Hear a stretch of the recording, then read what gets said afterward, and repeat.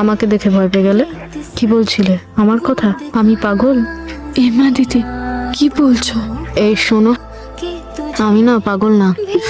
আমার বাবা মা কিচ্ছু জানে না, একমাত্র দিলীপই জানে। দেখো না, ওই তো বলে তোমার কিছু হয়নি, তুমি ঠিক আছো।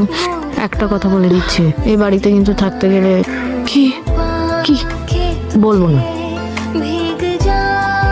কে ওখানে?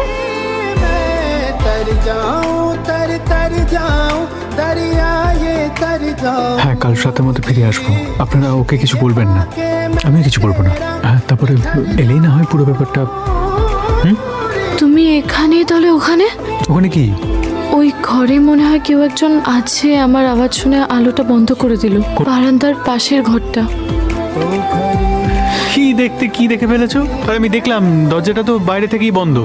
আমি ভাবলাম চোর টোর এলো বুঝি। আচ্ছা, আমাকে দেখে তুমি ফোনটা কেটে দিলে কেন?